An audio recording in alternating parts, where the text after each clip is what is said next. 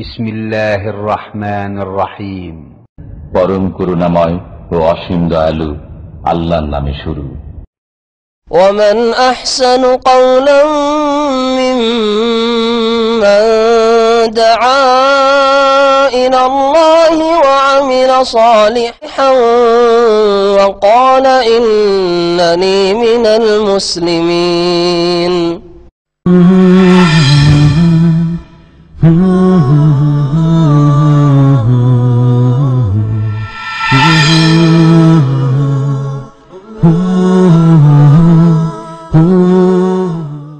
বিসমিল্লাহির রহমানির রহিম। আলহামদুলিল্লাহি রাব্বিল আলামিন ওয়াসসালাতু ওয়াসসালামু আলা সাইয়্যিদিল মুরসালিন নবিয়িনা মুহাম্মদ ওয়া আলা আলিহি ওয়া সাহবিহি আজমাইন, আম্মা বাদ। ফাকাদ ক্বালা আল মুআল্লিফ রাহিমাহুল্লাহু তাআলা আল ফাসলুস সালিস তাকদীমুল কারাবিন ওয়ান নুযুর ওয়াল হাদায়া লিল মাযারাত ওয়াল কুবুর ওয়া তা'যীমুহা। লাকাদ সাদ্দান নবী সাল্লাল্লাহু আলাইহি ওয়াসাল্লাম কুল্লাত তুরুক আল মুফদিয়া ইলা শিরক ওয়া হাযযারা মিনহা গায়াতাত তাহযীর ওয়া মিন যালিকা মাসআলাতুল কুবুর। وقد وضع الضوابط الواقع من عبادتها والغلو في أصحابها ومن ذلك أنه قد حذر صلى الله عليه وسلم من الغلو في الأولياء والصالحين لأن ذلك يؤدي إلى عبادتهم فقال إياكم والغلو فإنما أهلك من كان قبلكم الغلو. وقال رسول الله صلى الله عليه وسلم لا تطروني كما أطرت النصارى ابن مريم فإنما أنا عبد فقولوا عبد الله ورسوله ইলা আখিরিহি। সম্মানিত শ্রোতা মণ্ডলী, আসসালামু আলাইকুম ওয়া রাহমাতুল্লাহি ওয়া বারাকাতুহু। আল্লাহ পাক রব্বুল আলামিনের হামদ ও সানা এবং নবী করিম সাল্লাল্লাহু আলাইহি সাল্লামের উপর সালাত এবং সালামের পরে আমরা আকীদাতুত তাওহীদে আজকে যে দর্স শুরু করব তা হচ্ছে নজরে নিয়াজ পেশ করা, মান্নত পেশ করা, উপঢৌকন হাদিয়া পেশ করা, নজরানা পেশ করা মাজারে কবরে এবং সেসব মাজার কবরের সীমাহীন শ্রদ্ধা তাজিম করা, যেটা শরীয়তে বর্জনীয় বা যার অনুমতি শরীয়তে নেই। লেখক বলছেন যে তাকদিমুল কারাবিন, আজকের আলোচনা হচ্ছে তাকদিমুল কারাবিন ও নজুর। নজুর নজরের বহুবচন, মানে হচ্ছে মানত বা নজর। কারাবিন যা নৈকট্য লাভের জন্য পেশ করা হয়, নজর নিয়াজ পাশাপাশি শব্দ বলতে পারেন। নজর নিয়াজ পেশ করা, কারো সান্নিধ্যের জন্য নৈকট্য লাভের জন্য যা পেশ করা হয় তাকে কারাবিন বলা হয়। মা ইউকাররাবু বিহি, যার মাধ্যমে নৈকট্য হাসিল করা উদ্দেশ্য হয়। ওয়াল হাদায়া, হাদিয়াতুনের বহুবচন, উপঢৌকন, হাদিয়া তোহফা পেশ করা কিসের উদ্দেশ্যে? লিল মাজারাত, মাজারের উদ্দেশ্যে। ওয়াল কবুর, এবং কবরের উদ্দেশ্যে। ও তাজিমহা, আর সেগুলির শ্রদ্ধা সম্মান করা। কবর মাজারের শ্রদ্ধা সম্মান করা। মাজার শরীফ যেমন তাদের কোরআন শরীফ, হারাম শরীফ, মাক্কা শরীফ, মদিনা শরীফ, তেমনি হচ্ছে তাদের মাজার শরীফ। জি, এইসব তাজিম, যেই তাজিমের অনুমতি শরীয়তে নেই। এ হচ্ছে আজকের বিষয়বস্তু, অর্থাৎ কবর নিয়ে, মাজার নিয়ে। কবরকে মাজার নাম দেওয়া, প্রথম নামেই বাড়াবাড়ি, নামেই বাড়াবাড়ি রয়েছে। কবরকে মাজার বলে আখ্যায়িত করা, যদি সেসব কবর পাকা হয় আর সেসব কবরে আল্লাহ ছাড়া অন্যের উপাসনা হয়, আল্লাহর হক অন্যকে দেওয়া হয়, সেজদা হয়, আল্লাহ ছাড়া অন্যের কাছে চাওয়া হয়, আল্লাহ ছাড়া অন্যকে মনে করা হয় তারা মনস্কামনা পূরণ করতে পারে, তো সেগুলি মাজারে পরিণত। যেখানে মেলা লেগে থাকে, ভিড়ভাড় লেগেই থাকে, মানুষ আসতেই থাকে, আর আসে শরীয়ত সম্মত উদ্দেশ্য নিয়ে নয়, বরং আসে সেখানে গেলে কিছু পাবো, সেখানে যাব পরকাল স্মরণ করার জন্য, এবং সেখানে যাব তাদেরকে কিছু দোয়া দেওয়ার জন্য, তাদের জন্য আল্লাহ পাকের কাছে দোয়া করব, মাগফিরাতের, রহমতের, এই জন্য নয়। শরীয়ত সম্মত উদ্দেশ্য হচ্ছে তাদের জন্য দোয়া করা, তাদের কিছু দিতে যাচ্ছি, নিতে যাচ্ছি না। আর আখেরাত, পরকাল, আমাকে মরতে হবে, এটা স্মরণ করার জন্য যাচ্ছি। কবর দেখলে আখেরাত পরকাল স্মরণে আসবে, এটা হচ্ছে শরীয়ত সম্মত দুটি উদ্দেশ্য। এই উদ্দেশ্যে কবরে যাবেন।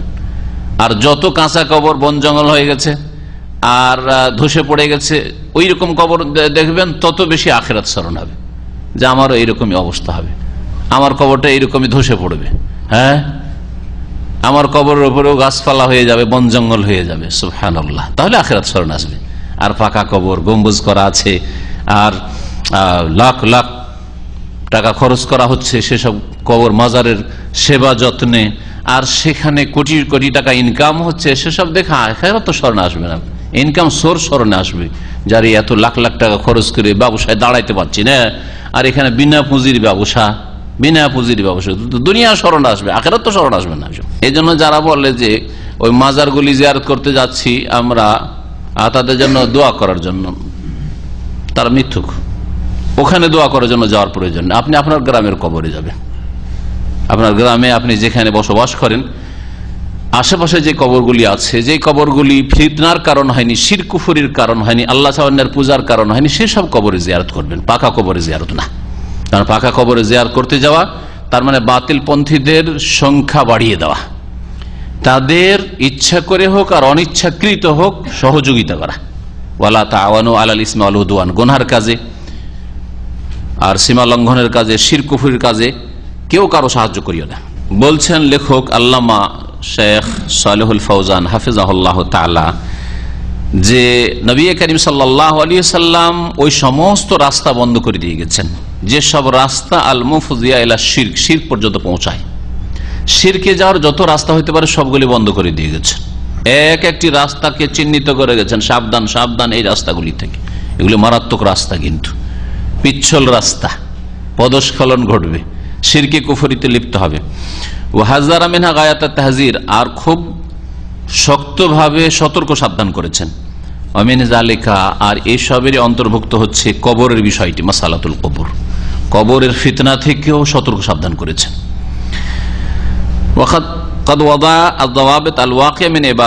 কবর পূজা থেকে রক্ষা করার জন্য বেশ কিছু নীতিমালা নির্ধারণ করেছেন নবী করিম সাল্লাল্লাহু আলাইহি ওয়াসাল্লাম। কবর জিয়ারত করলে তার ইসলামিক তরিকা কি, শরীয়ত সম্মত তরিকা কি, উদ্দেশ্য কি হবে। ওয়াল গুলুফি আসহাবিহা, আর কবরবাসী সম্পর্কে সীমালঙ্ঘন, বাড়াবাড়ি, অতিরঞ্জন, অতিভক্তি থেকে সতর্ক করেছেন। এসব ক্ষেত্রেও কিছু নীতিমালা নির্ধারণ করেছেন। আর এসব নীতিমালারই অন্তর্ভুক্ত হচ্ছে প্রথম বিষয় যে নবী করিম সাল্লাল্লাহু আলাইহি ওয়াসাল্লাম ওলি আউলিয়া আর নেক লোক সৎকর্মশীলদের সম্পর্কে গুলু, অতিরঞ্জন, বাড়াবাড়ি, অতিভক্তি করতে নিষেধ করেছেন, সতর্ক সাবধান করেছেন। আন্নাহু সাল্লাল্লাহু আলাইহি ওয়াসাল্লাম কাদ হাযযারা, নবী সাল্লাল্লাহু আলাইহি ওয়াসাল্লাম সতর্ক করেছেন মিনাল গুলু ফিল আউলিয়া, ওলি আউলিয়া সম্পর্কে গলু, অতিরঞ্জন, অতিভক্তির ক্ষেত্রে, অসালিহীন নেক লোকদের ক্ষেত্রে। আর ওলি আউলিয়া বলতেই কবর মাজারে আমাদের ব্রেন চলে যায় এই আর এক রোগ, যে রোগ থেকে নিজেকে মুক্ত করার প্রয়োজন রয়েছে, ঠিক কিনা বলেন? আজকাল আমাদের দেশের ভাষা, ভারত, বাংলাদেশ, পাকিস্তান এইসব দেশের ভাষায় ওলি আউলিয়া বলতেই পাকা মাজার। ওলি মানে কোথায় শুয়ে আছে? পাকা কবরে আছে যেই সে ওলি। সে চোর থাকলেও, ডাকাত থাকলেও, বড় মুশরিক থাকলেও, ওয়াহাদাতুল ওজুদের কুফরিতে বিশ্বাসী থাকলেও, হলুলের আকীদার প্রচারক থাকলেও, ভণ্ড, সুফি, যাই কিছু থাক না কেন, তার সবকিছু মাফ হয়ে গেছে, তার আর নামাজ রোজা নাই, এইরকম ক্যাটাগরি সুফি থাকলেও এগুলি হচ্ছে ওলি, কারণ কবরটা পাকা। এমনকি কোনো মানুষও যদি দাফন না থাকে, কুকুর শিরগালও দাফন থাকে বা ভুয়া কবর থাকে, শুধু কবরটা পাকা থাকে, তো ওলি শুয়ে আছে। আর কাঁচা কবরে যদি আম্বিয়া রসুলগণও শুয়ে থাকেন, দাফন থাকে না, কাঁচা কবরে যদি সাহাবিও থাকেন তো ওলিকে বলেন। কোন সাহাবিকে ওলি বলতে শুনছেন আমাদের দেশে?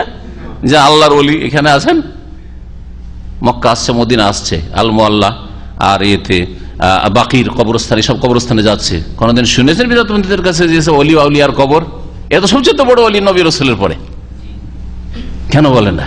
তার মানে এইখানে রোগ ঢুকে আছে যে ওলি আউলিয়া মানে ওই পাকা কবর, যারা শুয়ে আছে বা যাদেরকে দাফন করা হয়েছে আর ওদের কবরকে পাকা করা হয়েছে, এটাই ভুল। এই কথা প্রথম মগজ থেকে বের করতে হবে যদি সহিহুল আকীদা হইতে, আপনাকে বিশুদ্ধ আকীদা, আর যদি মুসলিম হন আপনি, তাহলে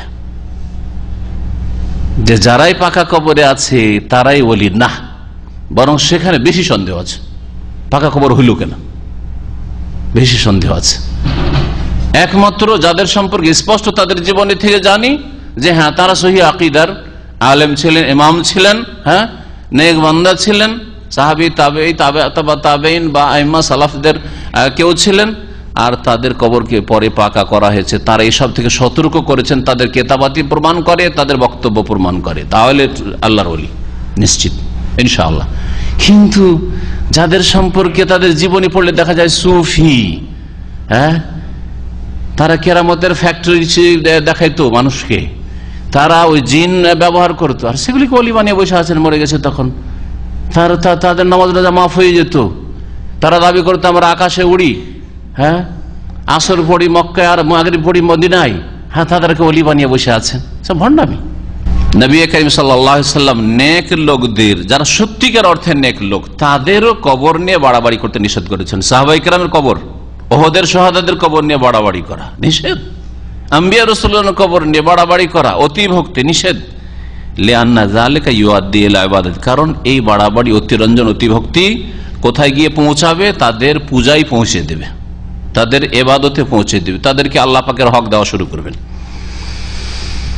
ফাকালা, সুতরাং নবী কারীম সাল্লাল্লাহু আলাইহি ওয়াসাল্লাম বলেছেন, ইয়াকুমুল গুলু, তোমরা সতর্ক সাবধান হও অতিরঞ্জন অতিভক্তি বাড়াবাড়ি থেকে। ফাইন্নামা আহলাকা মান কানা ক্বাবলাকুম আল গুলু, কারণ তোমাদের পূর্বের জাতিকে ধ্বংস করেছে ধর্মের নামে বাড়াবাড়ি। ধর্মের নামে বাড়াবাড়ি করতে গিয়ে শিরিক হয়, ধর্মের নামে বাড়াবাড়ি করতে শরীয়তে কিছু নেই, বাড়াবাড়ি করতে গিয়ে বিদাত হয়, ধর্মীয় পাপ। ধর্মের নামে বাড়াবাড়ি করতে গিয়েই খারিজি ফিরকা বেরিয়েছে। বাড়াবাড়ি, তার উপর যেটা ফরজ নেই, তার দায়িত্ব নেই, সেই দায়িত্ব নিজের মাথার উপরে চাপিয়ে নিয়ে বসে আছে, যার ফলে খারেজি কম বেরিয়েছে, যারা আল্লাহ পাকের নেক বান্দাদেরকে হত্যা করেছে আর মুশরিকদেরকে ছেড়েছে। ইয়াকতুলুনা আহলাল ইসলাম ওয়া ইয়াদাউনা আহলাল আওসান, তারা মুসলিমদেরকে খুন করে, আপসে মুসলিমকে খুন করে বলে জিহাদ করছে। ওয়া ইয়াদাউনা আহলাল আওসান, আর জীবনে মুশরিকদের সম্পর্কে চিন্তা নেই যে এদের সম্পর্কে যারা ইসলামকে নিশ্চিহ্ন করে দেওয়ার, মুছে দেওয়ার পাই তারা করছে, তাদের সম্পর্কে আমাদের পদক্ষেপ কি? হয় তাদেরকে দোস্ত বানাবো, ইসলামের দিকে দাওয়াত দিয়ে নিয়ে আসবো, আর না হলে তাদের জন্য কিছু করতে হবে। এই নিয়ে কোনো ফিকির নেই। ওয়াকালা, এবং নবী করিম সাল্লাল্লাহু আলাইহি ওয়াসাল্লাম আরো বলেছেন, যে হাদিসটি বললাম বাড়াবাড়ি করতে সতর্ক করেছেন, সে হাদিসটি হচ্ছে মুসনাদ আহমদের, তিরমিজির, ইবনে মাজার হাদিস সহিহ। আর নবী করিম সাল্লাল্লাহু আলাইহি ওয়াসাল্লাম বলেছেন, সহিহ বুখারীতে হাদিস হয়েছে, লা তুতরুনি, আমার সম্পর্কে বাড়াবাড়ি করিও না। ইতরা মানে বাড়াবাড়ি করা। কামা আতরাতিন নাসারা ইবনে মারইয়াম, যেমন খ্রিস্টানরা মারিয়াম পুত্র ঈসা আলাইহিস সালাম সম্পর্কে বাড়াবাড়ি করেছে। তিনি ছিলেন আব্দুল্লাহ, তাকে বানিয়ে দিয়েছে তারা ইবনুল্লাহ। আব্দুল্লাহ আল্লাহর বান্দা, আল্লাহর দাস, আল্লাহর দাসকে আল্লাহর পুত্র সন্তান বানিয়ে ফেলেছে ইবনুল্লাহ।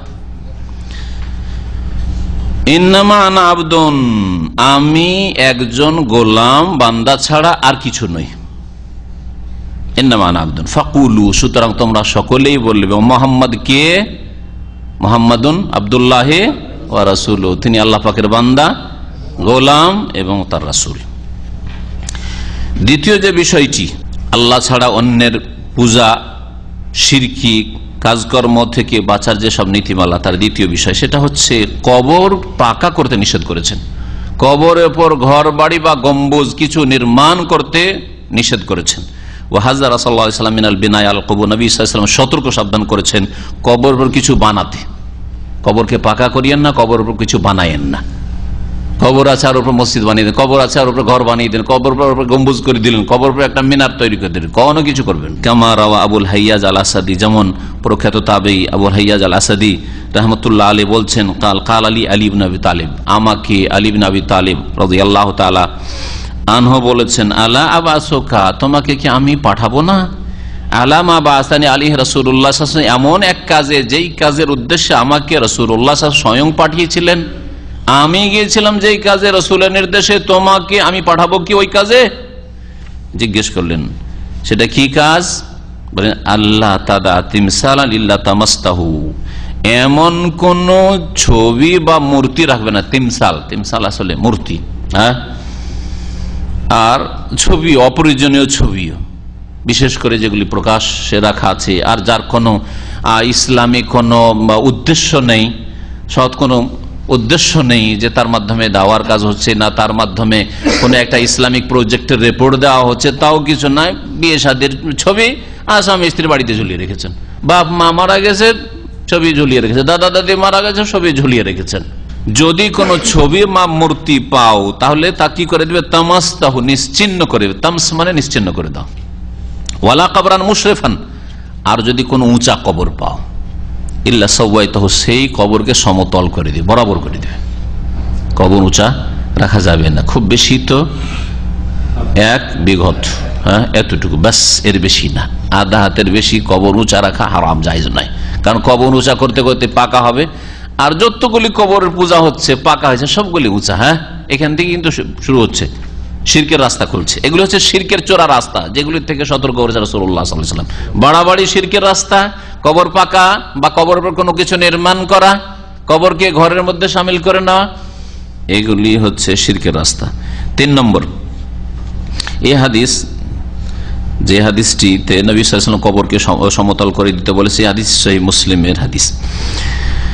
3 নম্বর নীতিমালা, নাহা আন তাজসিসিহা ওয়াল বিনা আলাইহা, নবী করিম সাল্লাল্লাহু আলাইহি ওয়াসাল্লাম যেমন কবর উপর কিছু বানাতে নিষেধ করেছেন, এটা হচ্ছে দ্বিতীয় বিষয়টি। তৃতীয় বিষয় হচ্ছে কবরকে চুনকাম করতে নিষেধ করেছেন। তাহলে কাঁচাও কিছু বানিয়ে রাখা যাবে না, যে একটা খড়ের ঘর বানিয়ে রেখেছেন, তেমনি কোন পাকা কিছু বানিয়ে দেবেন তাও, বা কবরকে ঘিরে আর কবরকে চুনকাম করেছেন, একবারে রং করে রেখেছেন। ওয়াল বিনা আলাইহা, ওর উপর কিছু বানাতে তৈরি করতেও নিষেধ করেছেন। জাবের রাদিয়াল্লাহু তাআলা আনহু থেকে বর্ণিত, কাল তিনি বলছেন, হ্যাঁ রাসূলুল্লাহ সাল্লাল্লাহু আলাইহি ওয়াসাল্লাম নিষেধ করেছেন আন তাজসিসিল কবুর, কবর চুনকাম করতে, পাকা করতে, রং করতে। ওয়া ইয়াকউদ আলাইহি বা ইউকআদ আলাইহি, কবরের উপর বসতে, কবরে মুজাবির হয়ে, যারা কবরের খাদেম, কি বলে এদেরকে উর্দু ফার্সি ভাষায়, কারণ ফার্সি থেকে এই কবর মাজার পূজাগুলি শুরু হয়েছে, যার ওদের টার্ম হচ্ছে মোজাবির, কবরের মোজাবির, কবর অবস্থানকারী। কবর উপর অবস্থান করতে, কবরের পাশে রাত দিন বসে, আর লোকেরা এসে পয়সা ফেলছে ওখানে, নজর নিয়াজ ফেলছে, নিষেধ করেছেন। ওয়া আইয়ুবনা আলাইহি বিনাউন, আর ওর উপর কোনো কিছু নির্মাণ করা, বানানো নিষেধ করেছেন। রাওয়াহু মুসলিম, হাদিস সহিহ মুসলিমের। 4 নম্বর বিষয় শিরকের রাস্তা এগুলি, আর এগুলি থেকে সতর্ক করেছেন। ওয়াহাজ্জার রাসূলুল্লাহ সাল্লাল্লাহু আলাইহি ওয়াসাল্লাম মিনাস সালাতি ইনদাল কুবুর, কবর যদি কাঁচাও থাকে, পাকাও করলেন না, কবর কিছু নির্মাণও করলেন না, কাঁচা কবর, তারপর কবরের পাশে সালাত আদায় করতে, নামাজ পড়তে নিষেধ করেছেন। কবর পাশে গিয়ে নামাজ পড়ছেন না, নিষেধ করেছেন। আয়েশা রাদিয়াল্লাহু তাআলা আনহা থেকে বর্ণিত, তিনি বলছেন, লাম্মা নজিলা বিরাসূলিল্লাহ সাল্লাল্লাহু আলাইহি ওয়াসাল্লামের যখন মৃত্যু মুহূর্ত নেমে আসে, নজিলা মানে নাজালাল মউত, তার একটি চাদর ছিল, যে চাদরটিকে তিনি চেহারার ওপর নিতে শুরু করলেন, নিচ্ছেন, চেহারা ঢেকে দিচ্ছেন। তারা হায়াতরাহ মানে নিক্ষেপ করা, চেহারার ওপর। অশান্তিতে যখন থাকে, এই করলে শান্তি পাবো, এইদিকে কাত হলে শান্তি পাবো, এইদিকে কাত হলে শান্তি পাবো, মনে হয় মুখটা ঢেকে শুলে শান্তি পাবো, আবার যখন বলতে অশান্তি তখন মুখটা খুলছেন, হয় না এরকম? তো নবী করিম সাল্লাল্লাহু আলাইহি ওয়াসাল্লামের শেষ মুহূর্তে এরকমই হয়েছিল। ফাইজাগতাম্মা বিহা, যখন তিনি শ্বাসরুদ্ধ হয়ে যাচ্ছিলেন মুখটা ঢেকে নেওয়ায় চাদরে, কাশাফা, তখন খুলে ফেলছিলেন। ফাকাল ওয়া কাযালিকা, এই অবস্থায় বারবার এরকমই করছেন, আর তিনি বলছিলেন, লানাতুল্লাহি আল ইয়াহুদ ওয়ান নাসারা, ইহুদি এবং খ্রিস্টানদের উপর আল্লাহ পাকের অভিসম্পদ নেমে আসুক। কেন? কোন জাতীয়তার কারণে? না না না, তাদের বদ আমলের কারণে, তাদের পাপের কারণে, তাদের পাপের রাস্তা খোলার কারণে। সেটা কি? ইত্তাখাযু কুবুর আম্বিয়াহিম মাসাজিদা, তারা তাদের নবীদের কবরগুলিকে সেজদার স্থানে পরিণত করেছে, কবরগুলিকে সেজদার স্থানে পরিণত করেছে। কবর কোথায় নবী রয়েছে, ওইখানে নামাজ পড়া শুরু করেছে, কবর সামনে করে। ইউহাজিরু মা সানাহু, নবী করিম সাল্লাল্লাহু আলাইহি ওয়াসাল্লাম ইহুদি নাসারাদের লানত হোক, অভিশাপ হোক সংবাদ শুধু দিচ্ছিলেন নাকি? কেন বারবার করে বলছিলেন? তাও জীবনের শেষখানে, জীবনের শেষখানে মানুষ স্ত্রীর সাথে একটু কথা বলে, ছেলে মেয়েদের সাথে কথা বলে, একটু উপদেশ দেয়, নবী করিম সাল্লাল্লাহু আলাইহি ওয়াসাল্লাম ওইসব না করে ইহুদি নাসারাদের উপর আল্লাহ লানত হোক, অভিশাপ হোক, এই কথা কেন বলছিলেন? মা আয়েশা বলছেন, ইউহাজিরু মা সানাহু, তাদের এই পাপাচার থেকে সতর্ক করছিলেন উম্মতকে, যে খবরদার তোমরা এরকম কাজ করিও না। ইহুদি খ্রিস্টানরা নবীদের কবরকে সেজদার স্থানে পরিণত করেছে, তোমরা এই কাজ করিও না। ইউহাজিরু, সতর্ক সাবধান করছিলেন, মা সানাহু, তাদের কাজকর্ম থেকে ওই রকম কাজ করিও না, যদি করো তাহলে তাদের উপর লানত হচ্ছে, তোমাদের উপর লানত হবে। আর এই হচ্ছে অবস্থা আসলে মুসলিম উম্মতের উপর। উম্মতে মুসলিমা হওয়া সত্ত্বেও যাদের নাম খায়রুল উম্মাহ, শ্রেষ্ঠ উম্মত, তারা শিরকে লিপ্ত হয়েছে, সুতরাং অধঃপতনে চলে গেছে, কাফেরদের গোলামের মালা পরে নিয়েছে। ওয়ালাউলা যালিকা, এই আশঙ্কা যদি না হইতো যে কবরকে সেজদার স্থানে পরিণত করতে পারি, এমনকি নবীর কবরকে সেজদার স্থানে পরিণত করতে পারে, কবরকে সামনে করে কবরকে চারিদিক থেকে ঘিরে নামাজ পড়া শুরু করবে, যদি এই আশঙ্কা না থাকতো লা উবরেজা, অন্য রিওয়ায়েতে রয়েছে এখানে উবরেজা কবর, তাহলে নবী সাল্লাল্লাহু আলাইহি ওয়াসাল্লামের কবরটাকে খোলা জায়গায়, খোলা ময়দানে রাখা হইতো। তাহলে এই হাদিসে উত্তর রয়েছে যে নবী সাল্লাল্লাহু আলাইহি ওয়াসাল্লামের কবর মা আয়েশার কক্ষে, কেন মসজিদে নয়। কোনদিন সেই জায়গাটি মসজিদ ছিল না, সেটা কি ছিল? মা আয়েশার হুজরা, মানে রুম ছিল, যেখানে যেই দিন নবী সাল্লাল্লাহু আলাইহি ওয়াসাল্লামের পালা পড়তো 9 বিবির মধ্যে এই বিবির, সেই রাতটা ওই ঘরে কাটাতেন, সব দিনও তিনি কাটাতেন না। হ্যাঁ, আর শেষ ইন্তেকাল তার ওই কক্ষে হয়েছে। আর নবীদের ক্ষেত্রে যত নবীরা এসেছেন, আল্লাহ পাকের নির্দেশ, যেখানে ইন্তেকাল হবে ওই জায়গায় দাফন করতে হবে। শেষ ইন্তেকালটা যেখানে হবে ওই জায়গাতেই খনন করে দাফন করতে হবে, কবর খোদাই করে। এটা হচ্ছে শরীয়তের বিধান, যার ফলে নবী করিম সাল্লাল্লাহু আলাইহি ওয়াসাল্লামকে ওখানে কবর দেওয়া হয়েছে। যদি শিরকের আশঙ্কা না থাকতো যে বাইরে থাকলে যে সে আসবে আর পূজা করা শুরু করবে, সেজদা করা শুরু করবে, তো লা উবরেজা কবরহু, নবী সাল্লাল্লাহু আলাইহি ওয়াসাল্লাম কবরটাকে খোলা ময়দানে করা হইতো, খোলা জায়গাতে, বাকিতে যে কেউ ঢুকতে পারে, খুলে রাখা হইতো। এই জন্য খুলে রাখা হয়নি। গায়রা আন্নাহু খুশিয়া, আসল বিষয় হচ্ছে যে আশঙ্কা করা হয়েছে আন ইউত্তাখাযা মসজিদান, যে নবী সাল্লাল্লাহু আলাইহি ওয়াসাল্লামের কবরকে সেজদার স্থানে পরিণত না করা হয়, লোকেরা এসে সেজদা করা না শুরু করে। এই জন্যই ঘরের ভিতরে, আর তাও লক করে রাখা, আর 3 দেয়াল দ্বারা সুরক্ষিত করা। শুনে রাখেন, 3 দেয়াল দ্বারা। শেষখানে আসবে কথাটি, ইবনুল কাইয়িম রাহমাতুল্লাহ আলাইহি তার কবিতায় উল্লেখ করেছেন। 3টি দেয়াল পরপর রয়েছে, আর তার ভিতরে নবী সাল্লাল্লাহু আলাইহি ওয়াসাল্লাম কবর রয়েছে। ওয়াকাল নবী সাল্লাল্লাহু আলাইহি ওয়াসাল্লাম বলেছেন, আলা শুনে রাখো, ওয়া ইন্না মান কানা ক্বাবলাকুম কানু ইয়াত্তাখিযুনা কুবুর আম্বিয়া মাসাজিদা, তোমাদের পূর্বের যেসব জাতিরা ছিল তারা তাদের নবীদের কবরগুলিকে সেজদার স্থানে পরিণত করত। আলা শুনে রাখো, ফালা তাত্তাখিযুল কুবুর মাসাজিদা, তোমরা কিন্তু কবরকে মসজিদে সেজদার স্থানে পরিণত করিও না। ফা ইন্নী আনহাকুম আন যালিকা, আমি তোমাদেরকে এই সব কাজ থেকে বারণ করছি, নিষেধ করছি। হাদিস সহিহ মুসলিমের। আর আগের যে হাদিসটি নবী সাল্লাল্লাহু আলাইহি ওয়াসাল্লামের ইন্তেকালের সময় বারবার বলছেন লানাতুল্লাহ আলা ইয়াহুদ ওয়ান নাসারা, যে হাদিস শুনলাম, সতর্ক করছে, এটা মুত্তাফাক আলাইহি, বুখারী মুসলিমের হাদিস। মসজিদ বানাতে নিষেধ করেছেন, ইত্তিখাযুল মাসাজিদ এই শব্দটি এসেছে হাদিসে। এর মানে কি? শেখ সালেহ ফৌজান হাফিজাহুল্লাহ বলছেন, ওয়া ইত্তিখাযু মাসাজিদ মানাহু, সেজদার স্থানে পরিণত করিও না, এর মানে as-সালাতু ইনদাহা, কবরের পাশে নামাজ পড়া। কবরের পাশে কি করা? নামাজ পড়া। ওয়া ইন লাম ইউবনা মসজিদুন আলাইহি, যদিও কবরের উপর মসজিদ বানাননি, আপনি মসজিদ বানাননি, গম্বুজ বানাননি, কিন্তু কবরের পাশে গিয়ে নামাজ পড়ছেন, এটাই আপনি মসজিদ বানিয়ে নিলেন। কবরের পাশে নামাজ পড়লে as-সালাতু ইনদাহা, ইনদাহা একটা হচ্ছে ইনদাহা, একটা ইলাইহা আর আলাইহা, 3টি কথা শুনে রাখেন। কে এই 3টার মানে করতে পারেন? as-সালাতু ইনদাহা, কবরের পাশে নামাজ পড়া, কবরের পাশে নামাজ পড়া, এটা হচ্ছে অর্থ সাহেব কি বলছেন, শেখ সালেহ ফৌজান বলছেন। তো কবরের পাশে যদি নামাজ পড়েন, ডানে কবর রেখে, বামে কবর রেখে, সামনে কবর রেখে, হ্যাঁ একেবারে পাশে কবর, সেটা যদি নামাজ পড়েন, যে কবরের পাশে নামাজ পড়লে বেশি ফজিলত পাওয়া যাবে, সওয়াব পাওয়া যাবে, বেশি মনের কামনা বাসনা পূরণ হবে, তাহলে লানত হবে, এটা একটা অর্থ হলো। আর এটা হচ্ছে as-সালাতু ইলাইহা, কবরের দিকে মুখ করে, তাহলে কবর সামনে করে, এটাও এই অর্থে শামিল।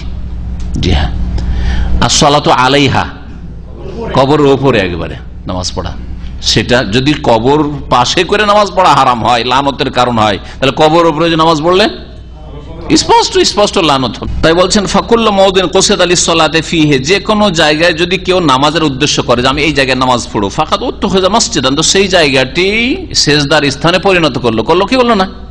হ্যাঁ, এই জন্য নবী সাল্লাল্লাহু আলাইহি ওয়াসাল্লাম বলেছেন যে আমার উম্মতের জুইলাত লিয়াল আরদু কুল্লুহা মসজিদ, হ্যাঁ আমার উম্মতের জন্য বা আমার জন্য জমিনের সব জায়গাটুকুকে কি করা হয়েছে? মসজিদ করা হয়েছে। মানে মসজিদ বানানো আছে নাকি আমার পর্যন্ত প্রত্যেক জায়গায় মসজিদ বনবে? তাও না, তো সেজদার স্থান করা হয়েছে, মানে তুমি সেজদা করতে পারো, সালাত আদায় করতে, নামাজ পড়তে পারো। কামা কালা, ওই হাদিসটা উল্লেখ করেছেন, যেমন নবী সাল্লাল্লাহু আলাইহি ওয়াসাল্লাম বলছেন, জুইলাত লিয়াল আরদু মসজিদান ওয়া তাহুরান, আমার জন্য পুরো পৃথিবীর জমিনকে কি করা হয়েছে? মসজিদ মানে সেজদার স্থান করা হয়েছে, ওয়া তাহুরান আর পবিত্রতা অর্জনের উপায় করা হয়েছে।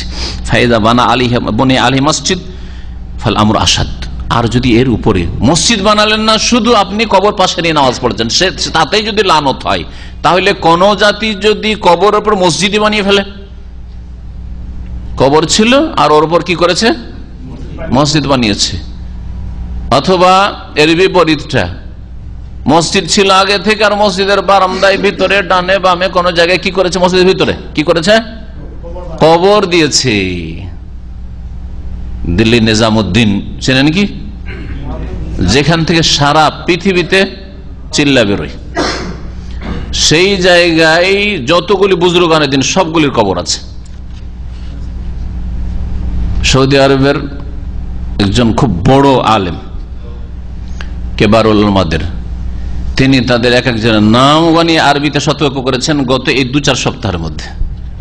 আজকাল ইন্টারনেট ফেসবুকে খুব ঘোরাঘুরি করছে এই জিনিসটা। হ্যাঁ জি, সেখানে ইলিয়াস সাহেবের কবর আছে, জাকারিয়া সাহেবের কবর আছে, তারপরে ইউসুফ কানলবির কবর আছে, যতগুলি তাদের প্রথম সারির বুজুর্গানের দিন সবগুলি কবর আছে। জি হ্যাঁ, সেটা এক যুগে আজকে থেকে 25 বছর আগে আমার ছাত্র জীবনে যখন দেখেছি, তখন সেটা একেবারে নজরে আসছিল, খোলা ছিল, এক কথায় দেখেছি। তারপরে আজকে থেকে 3-4 বছর আগে পৃথিবীতে গিয়ে আমাদের এক ঘনিষ্ঠ ব্যক্তি ছিলেন, নিজামুদ্দিনে ছিলাম, খাওয়া দাওয়া করলাম, তো বললো একটু দেখবেন, চলেন যাই একটু নিজামুদ্দিন তাদের হেড মার্কাজে গিয়ে একটু দেখে আসি। চলো, তো নিয়ে গেল। তো আমি বললাম যে কবরগুলি দেখেছিলাম, বলি কোথায়? বলছে এই জায়গায় কবর আছে। কবরটাকে এখন মানুষ সমান করে ঘিরে দিয়েছে, নতুন লোকেরা আসলে টের পাবে না যে এখানে কবর আছে, কিন্তু মসজিদের ভিতরে সেটা, মসজিদের বারান্দায় ভিতরে সেটা। অথচ এর ওপর রাসূলুল্লাহ সাল্লাল্লাহু আলাইহি ওয়াসাল্লাম একটি হাদিসে না লানত করেছেন বারবার করে, আর শেষ সতর্কবাণী, জীবনের শেষ সতর্কবাণী রাসূলুল্লাহ সাল্লাল্লাহু আলাইহি ওয়াসাল্লাম। সুতরাং এটি মারাত্মক বিষয়, এটি কোনো ছোট বিষয় নয়, সবচেয়ে বড় ফিতনা। আজকে এটা ওইভাবে ঘেরা আছে, কালকে সেটা কি ওই নিজামুদ্দিন আউলিয়া আর চিশতি, খাজা মঈনুদ্দিন চিশতি আর শাহজালাল কবরের মতো পূজা হইতে পারে না? হ্যাঁ, পূজার স্থানে পরিণত হইতে পারে না। এই লোকগুলির আকীদা পরিবর্তন হইলেই, অথবা এই লোকগুলির নেতৃত্ব ওখান থেকে নেতৃত্ব সরে গিয়ে যদি নেতৃত্ব চলে আসে বেরোলে বিদর, তাহলে শুরু হয়ে যাবে। হয় এরাই ওই বেরোলি মার্কা হয়ে যাবে, আর না হলে এদেরকে তাড়িয়ে দেব। ওখান থেকে 5-7 মিনিট লাগবে না, নিজামুদ্দিন আউলিয়ার কবর মাজারে লাখ লাখ লোক প্রতিদিন সেই করছে। সেটা দেখেছি অনেক আগে, আজকে থেকে 20 বছর আগে দেখি, বা তারও বেশি দেখি, সেখানে হিন্দু, মুসলিম, শিখ, নারী, পুরুষ সকলে আসছে, সকলে পূজা করছে। 5-7 মিনিট লাগে মাত্র হেঁটে ওখান থেকে, মার্কাজ থেকে। তাহলে কবর পাকা করলে যে কোনো জায়গায় ফিতনা হইতে পারে। যদি মক্কায় আল মুআল্লা কবরস্থানে, মদিনায় যদি মাকবারাতুল বাকিতে ফিতনার কারণ হইতে পারে কোন যুগে, তুর্কি আমলে, তাহলে কি ভারতে, বাংলাদেশ হইতে পারে না? অবশ্যই হইতে পারে। এই জন্য আগে থেকে সতর্ক। এসব শিরকের রাস্তা রাসূলুল্লাহ বন্ধ করেছেন, যে মসজিদে কবর দেবে না, আর কবরের উপর মসজিদ বানাবে না, বা কবরের পাশে নামাজ পড়বেন না, কবরকে সামনে করে নামাজ পড়বেন, কবরের উপরও নামাজ পড়বেন না। সবগুলি অর্থ শামিল। ফাইদা বনে আলাইহি মসজিদ, এর উপর যদি মসজিদ বানিয়ে নেওয়া হয় কবর উপর, ফাল আমরু আসাদ, তাহলে বিষয়টি আরো কঠিন হয়ে যায়। ওয়াকাদ খালাফা আকসারুন নাস হাযিহিন নওয়াহি, নবী করিম সাল্লাল্লাহু আলাইহি ওয়াসাল্লামের এসব নিষেধাজ্ঞা শুনলেন, এই সমস্ত নিষেধাজ্ঞাকে অধিকাংশ লোক কি করেছে? অমান্য করেছে, এগুলির বিরোধিতা করেছে। নবী সাল্লাল্লাহু আলাইহি ওয়াসাল্লাম পাকা করিও না, পাকা করে। নবী সাল্লাল্লাহু আলাইহি ওয়াসাল্লাম বলেছেন বাড়াবাড়ি করিও না, বাড়াবাড়ি করেছে। নবী করিম সাল্লাল্লাহু আলাইহি ওয়াসাল্লাম বলছেন মসজিদে কবর দিও না, বা কবরে মসজিদ বানিও না, বানিয়েছে। নবী সাল্লাল্লাহু আলাইহি ওয়াসাল্লাম বলছেন যে কোনো গম্বুজ বানায় না, বানিয়েছে। নবী সাল্লাল্লাহু আলাইহি ওয়াসাল্লাম বলছেন কবর উঁচা করিও না, উঁচা করেছে। সবগুলি করেছে না, করে নাই? জি হ্যাঁ। ওয়াকাদ খালাফা আকসারুন নাস হাযিহিন নওয়াহি। আল্লামা শেখ সালেহুল ফাওজান হাফিজাহুল্লাহ এখনো বায়াত আছেন, সৌদি আরবের সবচেয়ে বড় আলেম বলা যেতে পারে তাকে। তিনি বলছেন এসব নিষেধাজ্ঞার বিরোধিতা করেছে অধিকাংশ মুসলিম রাজকে। ওয়ারতাকাবু মা হাযারা মিনহু নবী সাল্লাল্লাহু আলাইহি ওয়াসাল্লাম, যেসব থেকে সতর্ক করেছেন সেগুলিতে তারা লিপ্ত হয়ে পড়েছে, যা নিষেধ করেছে সেগুলিতে লিপ্ত হয়েছে। ফাওয়াকাউ বিসাওয়াবি যালিকা ফি শিরকি আল আকবার, যার ফলে তারা বড় বড় শিরকে আকবারে নিমজ্জিত হয়েছে। ফাবানাউ আলাল কুবুরি মাসাজিদ, কবর মসজিদ বানিয়েছে। ওয়াদরেহা, আর কবর পাকা করেছে। দরিহ, পাকা কবর। আর মাকামাত, এবং সেগুলিকে বিভিন্ন নাম দিয়েছে আরবিতে মাকামাত, মাজারাত। হ্যাঁ, যেখানে লোকেরা সবসময় অবস্থান করে, 24 ঘন্টা লোক যাতায়াত লেগে আছে। মেলায় যেমন লোক ছুটানি হয় না, ঠিক তেমনি ওখানে লোকজন আসতেই আছে, যেতেই আছে। মাকামাত, যেখানে সবাই অবস্থান করে। মাজারাত কেন বলে? মাজারকে জিয়ারত হইতে আছে, আসতে আছে, ভিজিট হইতেই আছে, এই জন্য মাজার। মাজার নামটা ওখান থেকে এসছে। যারা ইয়াজুর থেকে মাজার মানে জিয়ারতের স্থান, সব সময় ভিজিট চলতে আছে, লোক আসছে যাচ্ছে, লোক আসছে দেখছে যাচ্ছে, যে মাজার নাম হয়েছে। ওয়াজআলুহা মাজারাত, আর সেগুলিকে মাজারে পরিণত করেছে। তোমার আসো ইনদাহ কুল্লু আনওয়াইশ শিরকিল আকবার, এই কবরগুলি, পাকা কবরগুলির আশেপাশে সমস্ত রকমের বড় শিরক হচ্ছে, সমস্ত রকমের বড় শিরক হচ্ছে। মিনাজ্জাবহে লাহা, জবাই করা, জবাই হয় না? হয় না? খাজা বাবার দরগায় জবাই হয় না? বিশাল বিশাল ডেক চাপে আর বড় বড় উট জবাই হয়, আর গরু খাসি জবাই হয়।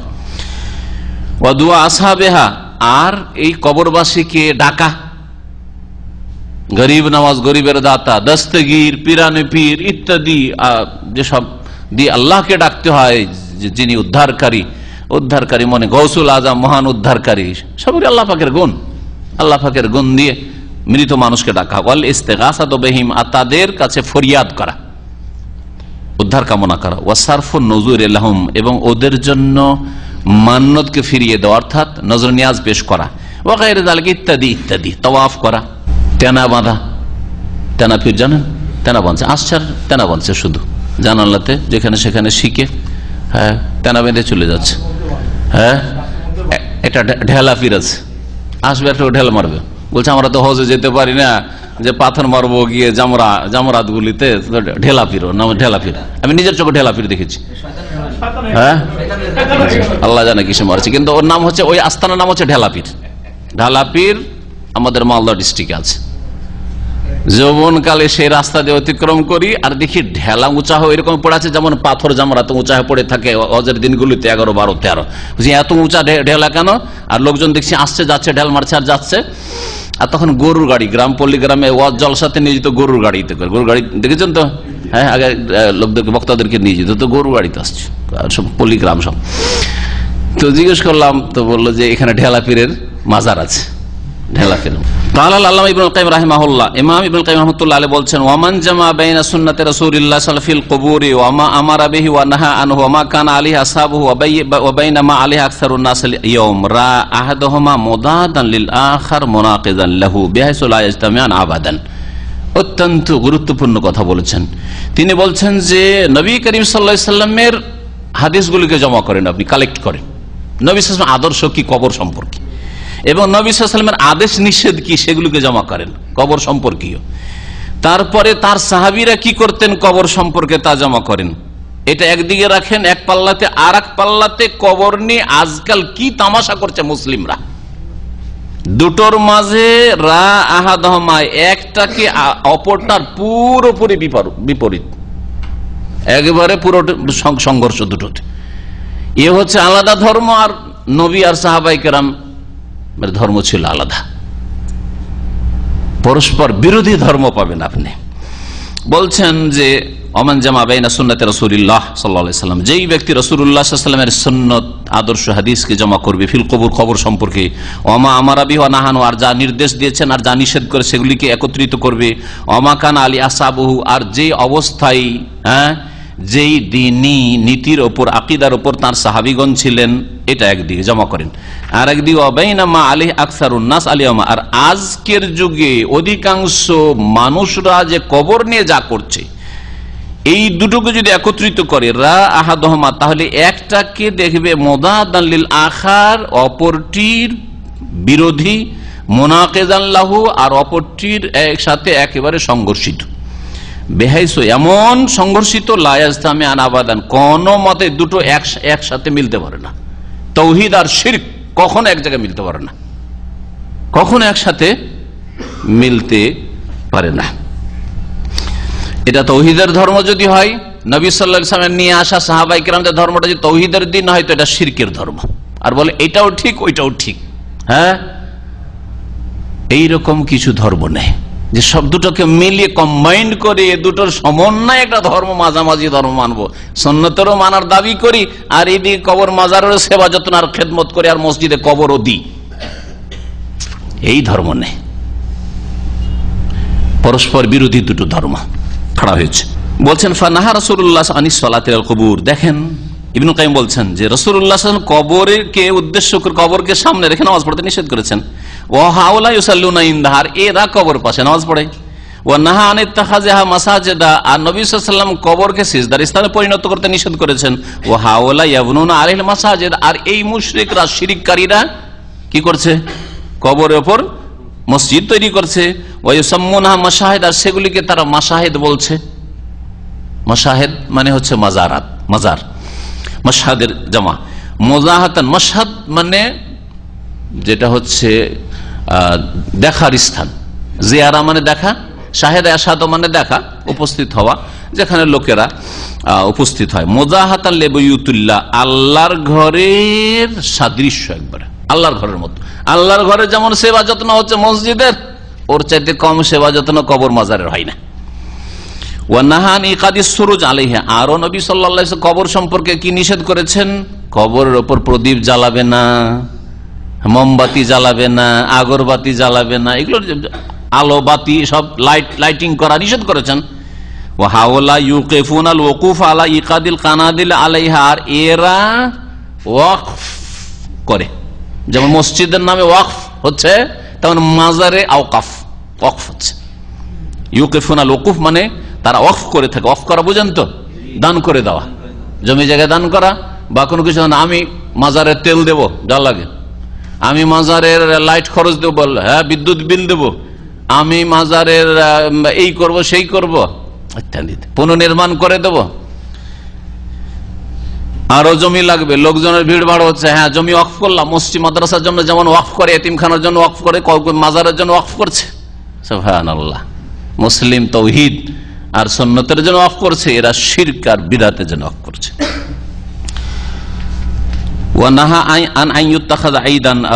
বলছেন যে এরা ওয়াকফ করে কিসের ওপর? আলা ইকাদিল কানাদিলে আলাইহা, মাজার কবরগুলির ওপর বাতি, কিন্দিলের বহুবচন কানাদিল, বাতি জ্বালানোর জন্য, প্রদীপ জ্বালানোর জন্য। নবী করিম সাল্লাল্লাহু আলাইহি ওয়াসাল্লাম নিষেধ করেছেন মেলা করতে, যে কবরকে ঈদে মানে মেলায় পরিণত করিও না। ঈদ মানে মেলা, আরবিতে ঈদ মানে বারবার করে যেটা ফিরে আসে আর লোকজন আসে, সবসময় আসতে থাকে, আর প্রতি বছরে যেই মৌসুমটা ফিরে আসে। ঈদটা দুই রকম, ঈদ হচ্ছে একটা হচ্ছে স্থানগত ঈদ, আর একটা হচ্ছে কালগত ঈদ। শুনে রাখেন, ঈদে মাকানি আর একটা হচ্ছে ঈদে জামানি। ঈদে জামানি হচ্ছে শরীয়ত সম্মত ঈদুল ফিতর, ঈদুল আজহা। প্রতি বছর পহিলা শাওয়াল মানে ঈদুল ফিতর, প্রতি বছর 10ই জিলহজ মানে ঈদুল আজহা, বারবার করে ফিরে আসছে। আদা ইয়াউদ মানে ফিরে আসা, এই জন্য ঈদ বলা হয়, যেটা বারবার করে প্রতি বছরে ঠিক ওই মৌসুমটা আসলে ফিরে আসে। ঈদ মাত্র দুটি। তৃতীয় ঈদ যেসব বিদাতিরা তৈরি করেছে, বারবার করে প্রতি বছর 12 রবিউল আউয়ালে ফিরে আসছে, ওটা তাদের ঈদ, তাদের ঈদে পরিণত হয়েছে। এটা হচ্ছে জামান, ঈদে জামানি। এইরকম ওরসগুলি প্রতি বছর এত তারিখে শাহজালালের ওরস লাগে, 8 রসির ওরস লাগে, খাজা বাবার ওরস লাগে। তো এটা হচ্ছে প্রতি বছর ওই মৌসুমটা, ওই সময়টা ফিরে আসে, এটা হচ্ছে ঈদ। আরবি ভাষায় একে ঈদে জামানি, কালগত ঈদ বলা হয়। ঈদে মাকানি, স্থানগত ঈদ, যেই জায়গায় মানুষ ভিড় ভাড় করে একত্রিত হয়, জমা হয়, যেটাকে হিন্দুদের ভাষায় বা বাংলা ভাষায় মেলা বলা হয়। মেলার সময় যত লোক পাওয়া যায় এলাকার, আর অন্য সময় পাবেন না আপনি, তাই না? তো মেলাগুলি হচ্ছে আরবি ভাষা ঈদে মাকানি, স্থানগত ঈদ। নবী সাল্লাল্লাহু আলাইহি ওয়াসাল্লাম দোয়া করেছেন আল্লাহ পাক, আল্লাহুম্মা লা তাজাল কবরি ঈদান, আল্লাহ আমার কবরকে মেলায় পরিণত করিও না, ঈদ উৎসবে পরিণত করিও না। মেলার মতো ধুমধাম করবে লোকেরা এসে, এই সুযোগ দিও না। কবরকে ঈদ বা উৎসবে পরিণত করেছেন, মেলায় পরিণত করতে নিষেধ করেছেন। আর এরা কবর পূজারীরা, মাজারপন্থীরা, বিদাতপন্থীরা এই কবর মাজারগুলিকে ঈদ মেলায় পরিণত করেছে আর ইবাদতে পরিণত, মানাসিক। যেমন মিনা, মুজদালিফা, আরাফায় মানাসিক আমরা হাজির হই হজ করতে এসে, এরা হাজির হয় এগুলিতে, মানাসিক তাদের ইবাদত বন্দেগীতে পরিণত করেছে। তারা ওইভাবে সমবেত হয় যেমন লোকেরা ঈদুল ফিতর, ঈদুল আজহার জন্য ঈদগাহে সমবেত হয়, অথবা তার চেয়ে বেশি। আর আসলে তার চেয়ে বেশি, ঈদে যে সংখ্যা তার চেয়ে অনেক বেশি সংখ্যক লোক মাজারে ধর্ণা দেয় এসে, ওরসে বা যেসব মৌসুম তাদের রয়েছে। ও আমার বেতাসবিয়াতে নবী করিম সাল্লাল্লাহু আলাইহি ওয়াসাল্লাম আরো নিষেধ করেছেন, মানে আরো নির্দেশ দিয়েছেন কবর সম্পর্কে, কি কবরকে কি করবে, সমতল করে দিবে, হ্যাঁ জমি বরাবর করে দিবে। আর এরা কি করে, এরা উল্টো করে। কামার মুসলিম ফি সাহিহ, যেমন ইমাম মুসলিম সহিহ মুসলিমে আবু হাইয়াজ আসাদি থেকে এই হাদিস এর আগে আলোচিত হয়ে গেছে যে কোনো কবর আল্লাহ আবাসুক আলাম আবাসানি আলী রাসূলুল্লাহ, তোমাকে ওই কাজে পাঠাবো না যে কাজে আমাকে রাসূলুল্লাহ পাঠিয়েছেন। আল্লাহ তাদা সুরাতান, হ্যাঁ আতিমসাল সুরা মানে ছবি বা মূর্তি, একই অর্থ। ওয়ালা কবরান মুশরিফান, আর যদি কোনো কবর উঁচা দেখো ইল্লা সাওয়াইতো, বরাবর করে দিবে। অফি সাহিহি, আর সহিহ মুসলিমে আরো রয়েছে সুমামা বিন সুফাই থেকে, কালা কুন্না মা ফজালা বিন ওবাইদ বি আরদি রুম, আমরা ফজালা বিন ওবাইদের সাথে রোম দেশে ছিলাম। বে রৌদাস ফাতুফিয়া সাহেবুল লানা, একটা জায়গা যার নাম হচ্ছে রৌদাস, সেই জায়গা ছিলাম, আমাদের এক সঙ্গী ইন্তেকাল করে। আমারা ফজালা বেকাবরেহি, তখন ফজালা দাফন করতে বললেন, আর বললেন যে কবরটা কি করে দাও, বরাবর করে দাও। ফাসুইয়া, কবরটাকে সমতল করে দেওয়া হলো, যাতে চেনা না যায়, বোঝা না যায় যে এখানে কবর আছে, আর লোকেরা এসে আসলে আবার বেশি অতিভক্তি না শুরু। সুম্মা কাল, তারপরে বললেন সামিউতু রাসূলুল্লাহ সাল্লাল্লাহু আলাইহি ওয়াসাল্লাম, আমি রাসূলুল্লাহ সাল্লাল্লাহু আলাইহি ওয়াসাল্লামকে বলতে শুনেছি, ইয়া'মুরু বিতাসওয়াতিহা, তিনি নির্দেশ দিয়েছেন কবরকে সমতল করে দেওয়ার, বরাবর করে দেওয়ার। এই মাজারপন্থীরা কি করে, ওয়াহাওয়ালা ইউবালিগুনা ফি মুখালিফাতি হাযাইনিল হাদিসান, এই দুটি হাদিস যে কবর বরাবর করে দিতে হবে, এরা এর বিরোধিতায় বাড়াবাড়ি করে, বিরোধিতায় বাড়াবাড়ি। কি না, আমাদের কবর উঁচা করতে হয়, পাকা করতে উঁচা করতে হয়। ওয়ারফাউনাহা আনিল আরদি কাল বাইত, আর সেগুলি জমিন থেকে উঁচা করে, যেমন বাড়িঘর উঁচা হয়ে থাকে, বাড়িঘর উঁচা করার মতো। ওয়ায়াকিদুনা আলাইহিল কিবাব, আর এর উপর তারা গম্বুজ বানায়। কুব্বাতুন মানে গম্বুজ, কুব্বাতুনের জমা হচ্ছে কিবাব, তারা গম্বুজ বানায়। ইলা আনকাল, এমনকি আল্লাহ ইবনুল কাইয়িম বলছেন, ফানজুরু ইলা হাযাত তাবায়ুনুল আযীম বাইনা মা শারাআহু রাসূলুল্লাহ সাল্লাল্লাহু আলাইহি ওয়াসাল্লাম ওয়া কাসাদাহু মিনান নাহি আম্মা তাকাদ্দামা যিকরু ফিল কবর ওয়া বাইনা মা শারাআহু হাউলা ওয়া কাসাদুহু। বুঝে একটু চিন্তা করে দেখো এই দুই ধর্মের মাঝে পার্থক্য। রাসূলুল্লাহ সাল্লাল্লাহু আলাইহি ওয়াসাল্লাম যেই শরীয়ত দিয়ে গেছেন, বাইনা মা শারাআহু রাসূলুল্লাহ সাল্লাল্লাহু আলাইহি ওয়াসাল্লাম ওয়া কাসাদাহু মিনান নাহি, নিষেধাজ্ঞাতে নবী সাল্লাল্লাহু আলাইহি ওয়াসাল্লামের কি উদ্দেশ্য ছিল, কবর সম্পর্কে যেগুলো নিষেধাজ্ঞা রয়েছে, যার আলোচনা এর পূর্বে হয়ে গেছে কবর সম্পর্কে।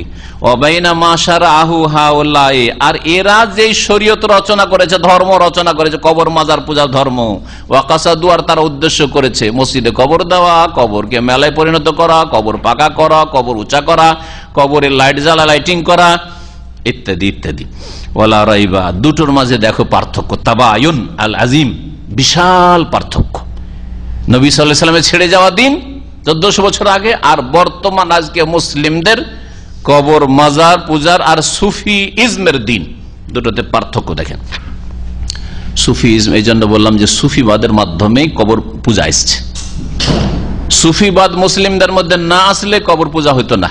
ওয়ালা রাইবা আন্না ফি যালিকা মিনাল মাফাসিদি মা ইয়াজিজুল আবদু আন হাসরিহি, আর এতে এই যে শিরকে লিপ্ত হয়েছে মুসলিম সমাজ, কবরের ফিতনা লিপ্ত হয়েছে, এতে যে অনিষ্ট রয়েছে, মাফাসিদ ক্ষতিকর দিক রয়েছে, যেগুলি সবগুলি আলোচনা করা একজন মানুষের জন্য খুব মুশকিল। সবগুলিকে একত্রিত করা, কি যে ক্ষতি হয়েছে ইসলামের আর মুসলিম উম্মাতের কবর সম্পর্কে বাড়াবাড়ি করতে গিয়ে, আর এই কবরের ফিতনায় সুম্মা আখাযা ইয়াযকুরু তিলকাল মাফাসিদ, আর তারপরে আল্লামা ইবনে কাইয়িম রাহমাতুল্লাহ আলাইহি সেই ক্ষতিকর দিকগুলি উল্লেখ করেছেন এই কবরকে নিয়ে বাড়াবাড়ি করতে গিয়ে, কবর পাকা করতে গিয়ে, আর কবর নিয়ে যে সব শরীয়ত বিরোধী কাজ করেছে, হাদিস বিরোধী কাজ করেছে, সেগুলিতে এলান কাল, এমনকি বলছেন ওয়ামিনহা, তার মধ্যে হচ্ছে আন্নাল্লাযী শারাআহু নবী সাল্লাল্লাহু আলাইহি ওয়াসাল্লাম ইনদা জিয়ারাতিল কুবুর ইন্নামা হুয়া তাযাক্কুরুল আখির, নবী সাল্লাল্লাহু আলাইহি ওয়াসাল্লাম তার নিয়ে আসা শরীয়তে যে বিধান দিয়েছেন সেটা হচ্ছে কবর জিয়ারত করলে উদ্দেশ্য কি, ইন্নামা হুয়া তাযাক্কুরুল আখিরা, শুরুতে বলেছি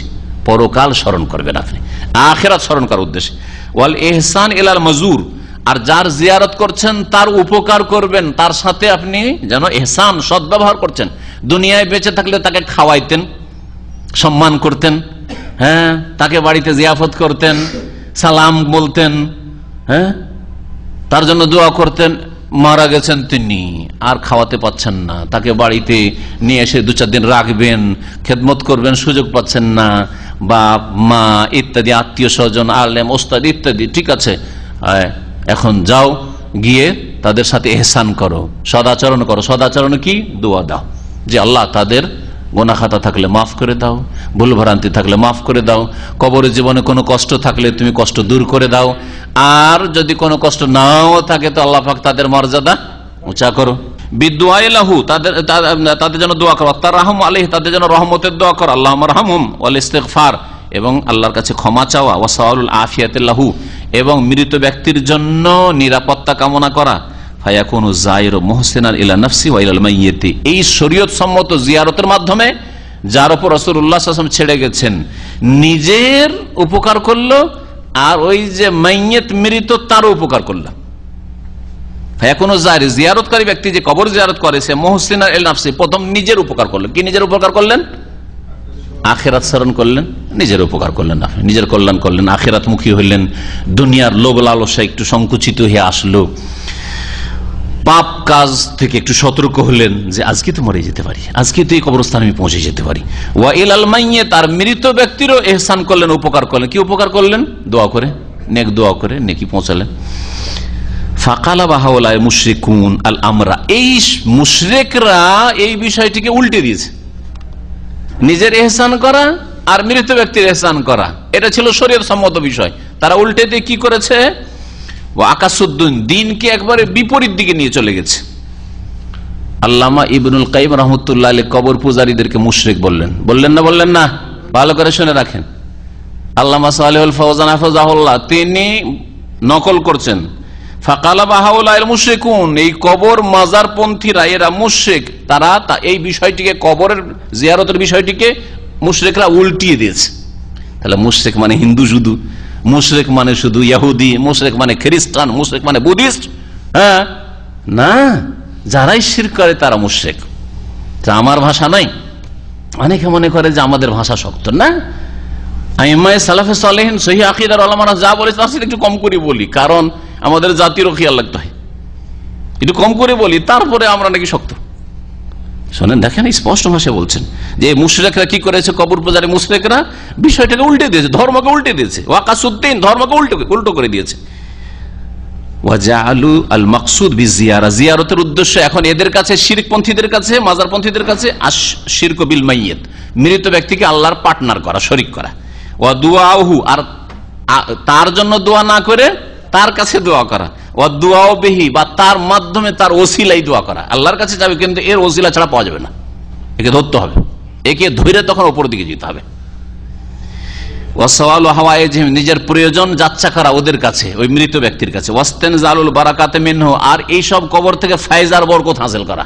ফায়জের আকীদা তো সকলের আমাদের দেশের, শুধু বলবেন যারা কবর মাজারের খেদমত করছে তারা না, যারা আধাদি কবর মাজারি তাদেরও এই ফায়জ বরকতের বিশ্বাস যে মৃত ব্যক্তিদের কবর থেকে ফায়জ আর বরকত আসতে থাকে, বরকত হাসিল করছেন, তাবারুক হাসিল করছেন। এই জন্য পড়াশোনা যখন মুশকিল হয়ে যায়, বুঝতে পারে না, বা পরীক্ষার সময় আসে, তখন ওই সব মাদ্রাসাগুলিতে চলে গেলে, নাম বলছি না, ওই মাদ্রাসাগুলিতে চলে গেলে আমাদের অনেক ছাত্র ভাইরা যারা বন্ধু বান্ধব পড়ে আসে ওই সব মাদ্রাসা থেকে, বলে কবরস্থানে ভিড়ের শেষ না। বুজরুগানির দিনের একটা কবরস্থান আছে, ওই বড় মাদ্রাসা যে ভারতের, ওই মাদ্রাসার পাশে, ওই কবরস্থানে পরীক্ষার সময়গুলিতে সবচেয়ে বেশি ভিড় থাকে। পরীক্ষার সময় বাড়িতে বসে বা রুমে বসে, হোস্টেলে বসে পড়াশোনা না করে কবরস্থানে বেশি ভিড় থাকে। কি জন্য? ফয়েজ হাসিল করে, বরকত হাসিল করবে, কলব থেকে কলব এলে মুনতাকিল হয়ে আসবে।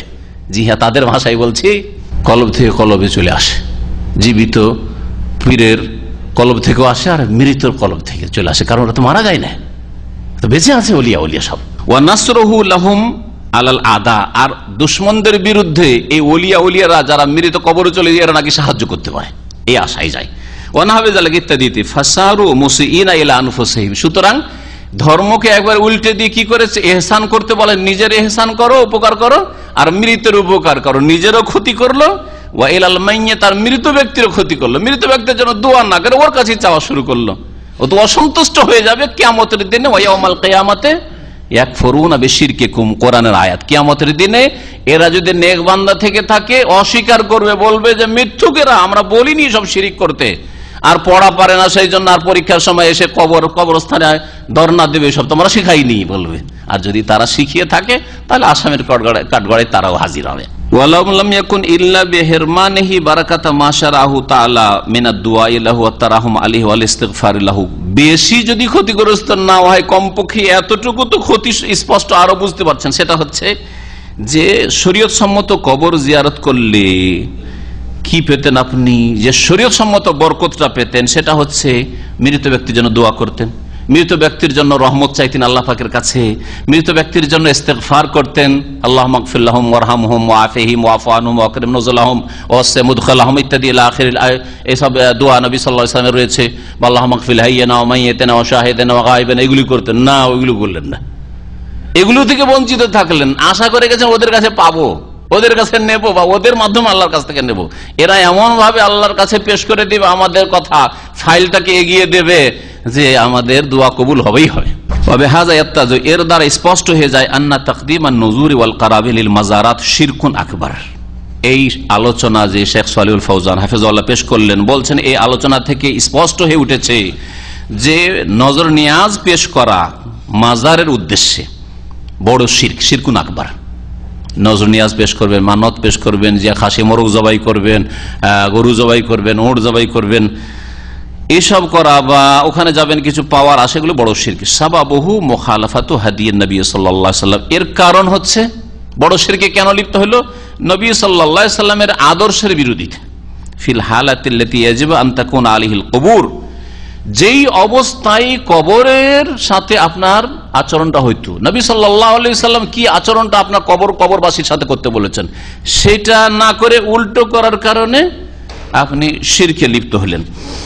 ফিল হালা আল্লাতী ইয়াজিবু আন তাকুনা আলাইহি কুবুর, যে কি অবস্থায় কবরগুলি থাকে, কবরের সাথে আপনার আচরণটা কেমন হবে, সেই ক্ষেত্রে নবী সাল্লাল্লাহু আলাইহি ওয়াসাল্লাম আদর্শের বিরোধিতা করার কারণে শিরকে লিপ্ত হয়েছে। নবী সাল্লাল্লাহু আলাইহি ওয়াসাল্লাম আদর্শ কি ছিল? মিন আদামিল বিনাই আলাইহা, কবরের উপর কোনো কিছু নির্মাণ করবেন না। ওয়া ইকামাতুল মাসাজিদ আলাইহি, কবরকে সিজদার স্থানে পরিণত করবেন না বা মসজিদ বানাবেন না। লিআন্নাহা লাম্মা বুনিয়াত আলাইহিল কিবাব, কারণ কবর উপর যখন গম্বুজ বানানো হয়, ও উকিমাত হাওলাহাল মাসাজিদ, আর কবরের আশেপাশে চারিদিকে মসজিদ বানিয়ে দিলেন, ওয়াল মাজারাত, আর মাজার বানিয়ে দিলেন, ওকে আর কবর রাখলেন না মাজার। এখন কবর বললে বেয়াদবি হয়ে যায়, হ্যাঁ অমুক মাজার শরীফ। জান্নাল জোহাল, তখন মূর্খ লোকেরা ধারণা করতে লাগলো কি, আন্নাল মাদফুনিনা ফিহা ইয়ানফাউন, যারা এই মাজারে দাফন আছে এরা উপকার করতে পারে। এই কাঁচা কবর থাকলে কিন্তু এই ধারণা হইতো না, কাঁচা কবর থাকলে এই ধারণা হইতো না। ঠিক না? ঠিক নাই বলেন? সাহাবায়ে কেরাম রাদিয়াল্লাহু তাআলা আনহুমের কবর মক্কায় মদিনায় যে আছে, এই কবরগুলি কাঁচা আছে, দেখেন এই ধারণা নেই। হ্যাঁ, কিন্তু এই কবরগুলি পাকা হয়ে যাক, যেমন তুর্কি আমলে ছিল, যেমন পাকা হয়ে যাক, সেম ওই কাজগুলি হইতে শুরু হয়ে যাবে। আর ওই ধারণা নিয়ে সমস্ত মূর্খ লোকেরা আসবে মুসলিম সারা বিশ্ব থেকে, যে এগুলিতে যেহেতু পাকা কবর, ওলিয়া উলিয়া আছেন, এরা দিতে পারে। কাঁচা কবর সেই জন্য ওলিয়া উলিয়ার ভাষাটা উঠে গেছে, পাকা কবর হলে ওলিয়া উলিয়া বলা শুরু হবে। মানে তার মানে পাকা কবর মানে ওলিয়া উলিয়া, আর কাঁচা কবর মানে ওলিয়া উলিয়া নাই।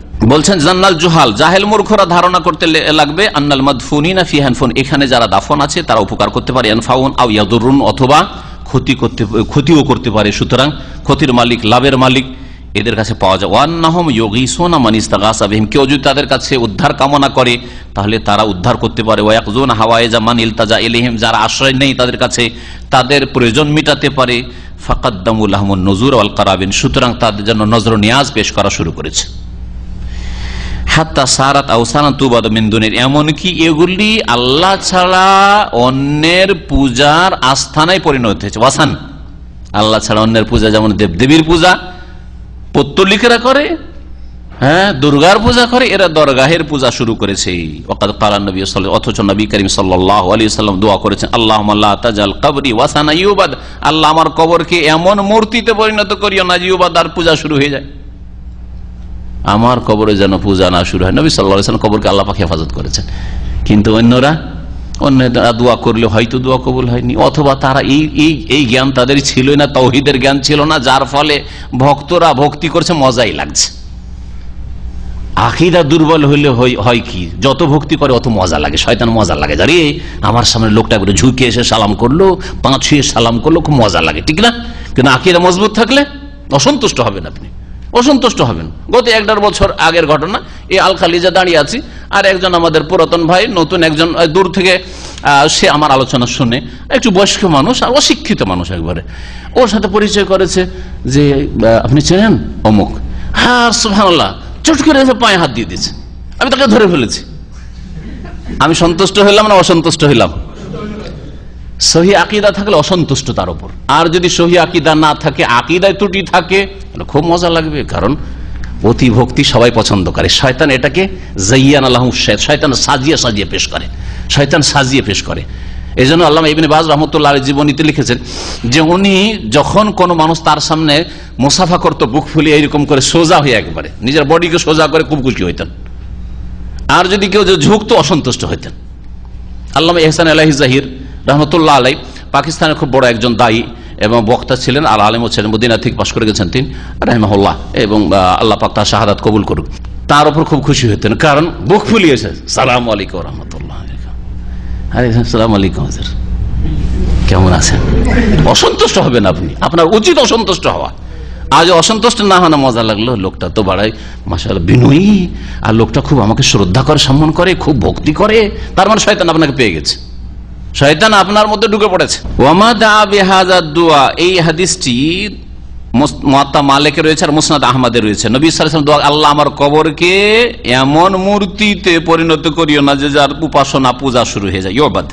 ওয়ামা দা বিহাযা দুআ, এই দোয়া নবী সাল্লাল্লাহু আলাইহি ওয়াসাল্লাম এই জন্যই করেছেন, ইল্লা লিআন্নাহু সায়াহসুলু শাইয়্যুম মিন যালিক, নবী সাল্লাল্লাহু আলাইহি ওয়াসাল্লাম এই আশঙ্কা করতেন যে এরকম কিছু হবে আগামীতে, আমার উম্মতের লোকেরাই কবর মাজার পূজায় লিপ্ত হবে, সেই জন্যই দোয়া করে গেছেন যে আল্লাহ আমার হেফাজত করিও, আমার পূজা যাতে না হয়, আমার কবর পূজা না হয়। ওয়াকাদ হাসালা ইনদাল কবর ফি কাসীর মিন বিলাদিল ইসলাম, বহু মুসলিম দেশে কবরের নিকট এমন কিছু হতে লেগেছে যেগুলি আলোচনা আসলো। আম্মা কবরহু, পক্ষান্তরে নবী সাল্লাল্লাহু আলাইহি ওয়াসাল্লাম কবর, ফাকাদ হামাহুল্লাহ বিবারাকাতি দুআহি সাল্লাল্লাহু আলাইহি ওয়াসাল্লাম, নবী সাল্লাল্লাহু আলাইহি ওয়াসাল্লামের দুআর বরকতে আল্লাহ পাক তার সুরক্ষা করেছেন, হেফাজত করেছেন। ওয়াইন কানা কাদ ইয়াহসুলু ফি মসজিদিহি শাইউম মিনাল মুখালিফাত, যদিও নবী করিম সাল্লাল্লাহু আলাইহি ওয়াসাল্লামের মসজিদে নববীতে কিছু কিছু শরীয়ত বিরোধী কাজ হচ্ছে, বিদাতি কাজ হচ্ছে, এসে মাঝে মাঝে আরে কিবলামুখী দোয়া করে, সালামটা পড়ার পরে ওইখানে ওই কবর সামনে করে দোয়া করা শুরু করছে, এরকম কিছু বিরোধিতা হচ্ছে। তারপরে অনেকে সালাম পড়া হওয়ার পরে ওখানে ধর্ণা দেওয়া শুরু করেছে, 10 মিনিট 15 মিনিট আধা ঘন্টা নড়বেই না যতক্ষণ ওকে ধাক্কা দিয়ে পুলিশ না তাড়াবে, এইসব বিদাত শুরু হচ্ছে। তারপরে এইরকম 12 রবিউল আউয়াল কি যে ভিড় ভাড়, সব মদিনা, যত উমরার বা সব মদিনা, এইসব বিদাত, যদিও কিছু বিদাতিরা বিদাত করার চেষ্টা করছে, কিন্তু সরাসরি রাসূলুল্লাহ সাল্লাল্লাহু আলাইহি ওয়াসাল্লাম কবরের পূজা করবে, তাওয়াফ করবে, সেজদা করবে, মাদাদ ইয়া রাসূলুল্লাহ করবে, এই ক্ষমতা হয় না। কারণ আল্লাহ পাক নবী করিম সাল্লাল্লাহু আলাইহি ওয়াসাল্লামের দুআর বরকতে তার হেফাজত করেছেন, তার কবর হেফাজত করেছেন। ওয়াইন কানা কাদ ইয়াহসুল ফি মসজিদিহি শাইউম মিনাল মুখালাফাত, যদিও ইসলাম বিরোধী কিছু কাজ ওখানে বিভিন্ন দেশ থেকে এসে অনেকে করে থাকবেন, বাজিল জোহাল, কিছু মূর্খ লোকেরা, আবিল খোরাফিন, অথবা যারা বিদাতপন্থী, খোরাফি মানে কুসংস্কারে বিশ্বাসী, লাকিন্নাহুম লা ইয়াকদিরুন আলাল উসুল ইলা কবরিহি, কিন্তু তারপরেও তারা নবী সাল্লাল্লাহু আলাইহি ওয়াসাল্লামের কবর পর্যন্ত কেউ পৌঁছিতে পারে না, দূর থেকে যা বিদাত করে দূর থেকে কবর পর্যন্ত পৌঁছিতে পারে না। লিআন্না কবরাহু ফি বাইতিহি, প্রথম কথা নবী সাল্লাল্লাহু আলাইহি ওয়াসাল্লামের কবর তার বাড়িতে আছে, ওয়ালাইসা ফিল মসজিদ, শুনে রাখেন ভালো করে, মসজিদের ভিতরে কবর নাই, বাড়ির ভিতরে কবর আছে। ওয়াহুয়া মাহুতুন বিল জুদরান, আর তা ঘেরা রয়েছে কয়েক দেয়াল দিয়ে ওয়াল দিয়ে ঘেরা আছে। কামা কালাল আল্লামা ইবনুল কাইয়িম রাহিমাহুল্লাহু তাআলা ফি নুনিয়াতিহি, যেমন ইমাম ইবনুল কাইয়িম রাহমাতুল্লাহ আলাইহি, শাইখুল ইসলাম ইবনে তাইমিয়া রাহমাতুল্লাহ আলাইহির খাস শিষ্য শাগির্দ, তিনি বলছেন তার নুনিয়া নামক কবিতায় যে আকায়েদ বর্ণনা করেছেন তিনি, কাসিদা নুনিয়া, তাতে বলেছেন ফা আজাবা রাব্বুল আলামিন দুআহু, বিশ্বজাহানের রব পালনকর্তা নবী মুহাম্মদ সাল্লাল্লাহু আলাইহি ওয়াসাল্লামের দোয়া কবুল করেছেন। ওয়া আহাতাহু বিসালাসাতিল জুদরানি, এবং আল্লাহ পাক তার কবরকে ঘেরার ব্যবস্থা করে দিয়েছেন 3 দেয়াল দিয়ে। এইভাবে আল্লাহ পাক রব্বুল আলামিন নবী করিম সাল্লাল্লাহু আলাইহি ওয়াসাল্লামের কবরের হেফাজত করেছেন। আল্লাহ পাক আমাদেরকেও যেন কবরের ফিতনা থেকে বাঁচিয়ে রাখেন, জীবিত থাকা অবস্থায় আমাদেরকে অন্যের কবরের ফিতনা থেকে, শিরক বিদআত থেকে বাঁচিয়ে রাখেন, আর আমাদের মওতের পরে আমাদের কবরের হেফাজত করেন। আল্লাহ পাক আমাদেরকেও যেন ফিতনার কারণ না বানিয়ে দেন মুসলিমদের জন্য। আল্লাহ পাক রব্বুল আলামিন আমাদেরকে তৌহিদের উপর রাখেন, আর তৌহিদের উপরে আমাদেরকে যেন উঠান। আল্লাহ পাক রব্বুল আলামিন যেন আমাদেরকে জান্নাতুল ফিরদাউস দান করেন। সুবহানা রাব্বিকা রাব্বিল ইজ্জাতি আম্মা ইয়াসিফুন ওয়া সালামুন আলাল মুরসালিন ওয়ালহামদুলিল্লাহি রাব্বিল আলামিন। গম্বুজটা ঘরের ওপর হয়েছে, ঘরের ওপর, কারণ ওটা ঘর, মা আয়েশা রাদিয়াল্লাহু তাআলার ঘর। আর তারপরে এই গম্বুজ সাহাবীদের যুগে হয়নি, নবী সাল্লাল্লাহু আলাইহি ওয়াসাল্লামের পরে 4 খলিফা চলে গেছেন, তারা করেন নাই। কথা বোঝা গেছে? সুতরাং যে গম্বুজটা যে করেছে সেও যে শরীয়ত সম্মত করেছে সেটাও দলিল নাই। এই মর্মে আল্লামা নাসিরুদ্দিন আলবানী রাহমাতুল্লাহ আলাইহি একটা ফতোয়া রয়েছে, মজবুত ফতোয়া, যে এই গম্বুজকে ওইখান থেকে সরানো উচিত। কিন্তু কথা হচ্ছে যে যারা রেখেছেন তারা এটাকে বলছেন যে এটা যেহেতু ঘরের ওপর হয়েছে, কবরের ওপর নয়, এইভাবে রাখা হয়েছে। কিন্তু তারপর এটা শরীয়তের দলিল নেই, এটা বৈধতার দলিল না, কারণ নবী সাল্লাল্লাহু আলাইহি ওয়াসাল্লাম করেননি, তার খোলাফারা করেননি। যারা আদর্শ, যাদেরকে মানতে বলা হয় তারা করেন নাই, পরের কোন শাসক করেছেন। আর শাসক দিয়ে বুঝতে পারছেন, শাসক দিয়ে শহীদ দিনের কাজ কতটুকু হয়েছে এটা বুঝতেই পারছেন ভালো করে। আপনার তাজা তাজা কবর থাকে, তো নবী সাল্লাল্লাহু আলাইহি ওয়াসাল্লাম পড়েছেন। মসজিদের যে খাদেম বা খাদেমা, যে মেয়ে অথবা ছেলে, দুটি রওয়ায়াত রয়েছে, ছিল, মারা গিয়েছিল, রাতের অন্ধকারে সাহাবীরা কবর দিয়ে দেন। নবী সাল্লাল্লাহু আলাইহি ওয়াসাল্লাম বললেন যে আমাকে কবরটা বলে দাও, দুল্লুনি আলা কবর, এই কবরটা বলে দাও। নবী সাল্লাল্লাহু আলাইহি ওয়াসাল্লাম কবর সামনে নামাজ পড়েছেন। এই জন্য কবর যদি তাজা তাজা থাকে, শাইখুল বাজ রাহমাতুল্লাহ তার ফাতোয়ার কিতাবে লিখেছেন যে মোটামুটি 1 মাসের মধ্যে সরে পচে যায় না, হ্যাঁ, তো 1 মাসের মধ্যে হইলে আপনি কবর সামনে করে জানাজা পড়তে পারবেন। নামাজ মানে অন্য নামাজ নয়, জানাজা। এই জন্য তো জানাজাতে সেজদা নেই, বোঝা গেছে? যেহেতু লাশ সামনে করে আপনাকে জানাজাটা পড়তে হবে, তো জানাজাতে সেজদা নেই, রুকু নেই, এই জন্য। কারণ আপনি যদিও আল্লাহকে সেজদা করেন, নিয়তটা ঠিক থাকে, তারপরও দর্শকরা ভাববে যে কবরকে সেজদা করা হচ্ছে, অথবা মুসলিমরা মৃতকে সেজদা করছে, ঠিক না? এই হিকমতের কারণে জানাজা থেকে রুকু সেজদাকে আউট করে দেওয়া হয়েছে। জানাজা দাঁড়িয়ে দাঁড়িয়ে 4 তাকবীরে যান। কবরস্থান যদি ঘেরে তো ফিতনার হয়তো কারণ নয়, কিন্তু 1-2টি কবরকে যদি ঘিরে রাখা তো ফিতনার কারণ। নিচে থেকে বাঁধেনি, কিন্তু হয়তো কবর ঘিরে রেখেছে, প্রয়োজন নাই। এইরকম কবর দেওয়াই জায়েজ না। এই যে পারিবারিক জমিতে কবর দেওয়া, ভিটে মাটিতে কবর দেওয়া, আজকে কবর দিল আর আপনার ছেলেরা আসার পরে জমির দাম যখন বাড়লো, রে ঘর হচ্ছে না রে, ওর উপরে কবর উঠিয়ে দে, নাকি উঠিয়ে দে, বাড়ি উঠিয়ে দে, ঘর উঠিয়ে দে, এইসব করছে, জায়েজ নয়। অথবা পেশাব পায়খানা করা শুরু করছে ছেলেমেয়েরা, তখন বাচ্চারা পেশাব পায়খানা করা শুরু করছে, কবর অবমাননা হচ্ছে। তো এইরকম পারিবারিক গোরস্থান, আর গোরস্থানও না, মানে আপনার বাপ জাহেল মূর্খ, দাদা জাহেল মূর্খ, আমার কবরটা এই আমার উঠানে দিয়ে দিয়ে, বাড়ির বাইরে ওই সামনে দিয়ে দিল, গেটের সামনে দিয়ে দিল, বাড়ি থেকে বেরোলে বাড়ির পিছনে বেরোতে ওই সামনে ওখানে দিয়ে দিল। আর ছোট ছোট বাচ্চারা কি বুঝে, অবুঝ বাচ্চারা যাচ্ছে পেশাব পায়খানা সব করছে। কিছুদিন পরে যখন জমি জায়গার দাম বাড়লো, তখন ওর উপরে ঘর বানাই দিলেন। কত লোক ফতোয়া জিজ্ঞাসা করছে, ওর উপরে একটা ই করবো, কি বলছে, সিমেন্টেড করে দেবো, বেঁধে দেবো, আর তারপরে ঘর তুলে দেবো। এমনকি অনেক মসজিদে যে উঠছে, মসজিদে মেন গেট দিয়ে সিঁড়ি করেছে, সে সিঁড়ি নিচে কবর আছে। যে মসজিদে কবর যদি মসজিদে থাকে তো হারাম, দুটোর একটা কাজ হারাম হয়েছে। যদি আগে থেকে মসজিদ থাকে পরে কবর দিয়েছে তো কবর দেওয়া হারাম কাজ করেছে, আর আগে থেকে কবর ছিল আর পরে মসজিদ বানিয়েছে তো মসজিদ বানানো ওইখানে হারাম কাজ করেছে। তা আপনার বাচ্চার বললাম যে পেশাব পায়খানা করা জায়েজ নয়, অবমাননা, তাহলে 24 ঘন্টা ওর পেশাব পায়খানা চলছে, আপনাকে আবার আলাদা করে ওর প্রশ্ন উত্তর দিতে হবে। শতবার জানাজা দেওয়া যাবে, যতক্ষণ দাফন করা হয়নি না কবরে যাওয়ার পরে। কবরে দাফন করার পরেও জানাজা পড়া যাবে। লোকজন আসছে, আমাদের দেশের লোকেরা বড়ই মূর্খতে আছে, একবারে জানাজা হয়ে গেলে জানাজা হয়েছে আর জানাজা পড়েন, আরে জানাজাটা পেলাম না, দাফনে শরীক হলাম, জানাজা পড়েন। আসলেন আপনি আবার জানাজা পড়েন, যদি দাফন করে দেওয়া হয় তো কবর সামনে করে জানাজা পড়েন, কোনো অসুবিধা নাই। বললাম তো একটু আগে ইবনে বাজ রাহমাতুল্লাহ বলছেন 1 মাস পর্যন্ত এখান থেকে যাচ্ছেন, আপনার আব্বা মা আপনার গ্রামবাসী কেউ ইন্তেকাল করেছে, 1 মাসের মধ্যে আছে, যান কবরস্থানে গিয়ে শুধু দোয়া করে আসেন না, জানাজা পড়ে আসেন, অসুবিধা নেই। এরকম সুন্নাত মাঝে মধ্যে আমল করেন, আমরা করি মাঝে মাঝে। নবী সাল্লাল্লাহু আলাইহি সাল্লামের মসজিদের খাদেমটা কোন ছেলে আর বাবা ছিল? ওইসব মুফতি সাহেবেরা যারা মুফতি টাইটেল না, ওদেরকে জিজ্ঞাসা ওটা কোন মা না বাবা ছিল নবী সাল্লাল্লাহু আলাইহি সাল্লামের মসজিদের খাদেম? কানাত তাকুমুল মসজিদ, মসজিদ ঝাড়ু দিত ওই মহিলা। আরো মজার কথা শুনেন, এরকম কিছু কট্টরপন্থী মোল্লা আছে যাদের ফতোয়া যে মহিলারা সায়া পরে নামাজ পড়া জায়েজ না মহিলাদের জন্য, হ্যাঁ, বা ম্যাক্সি পরে তাদের নামাজ পড়া জায়েজ নাই, কারণ নিচের দিক থেকে খোলা। কথা বুঝতে পেরেছেন? এরকম কিছু কট্টরপন্থী কিছু মোল্লা সাহেবের আছে, যে কট্টর মুফতি সায়ার ফতোয়া দিয়েছে নামাজ হবে না মহিলাদের, তো লঙ্ঘিত হবে না, একই কথাই, লঙ্ঘিত হবে না। নবী সাল্লাল্লাহু আলাইহি ওয়াসাল্লাম আর কখন হুল্লার নিচে কি আন্ডারপ্যান্ট পড়তেন নাকি? এরকম কোন ব্যবস্থা ছিল না জামানায়। হুল্লা মানে বুঝেন তো এহরামের কাপড়। আচ্ছা, তারপরে এহরামের অবস্থা, আপনারাও আজকে এহরাম পড়ছেন, এহরামের নিচে কোনো কিছু পরা জায়েজ আছে, তখন তো লুঙ্গির মতো পরে থাকছেন, তো হজই কি করে হচ্ছে? আর হজের মৌসুমের নামাজগুলি কি করে হচ্ছে? চিন্তা করুন তো দেখি। যদি কবরস্থানে গেলে ওই যে বাঁধতে হয়, গিরা দিতে হয়, তাহলে হজের সময় কি করবেন আপনি? হজের সময় কি করবেন? তা তো ওই ইহরামের কাপড়কে বাঁধতে হয় নিচে থেকে। হ্যাঁ, মেনাতে, আরাফাতে, মুজদালিফাতে কত জিন্নাত আসছে হজ করতে, আর সবাই দেখছে, লজ্জাস্থান, নাউজুবিল্লাহ, এরকম অন্যায় কাজ করছে।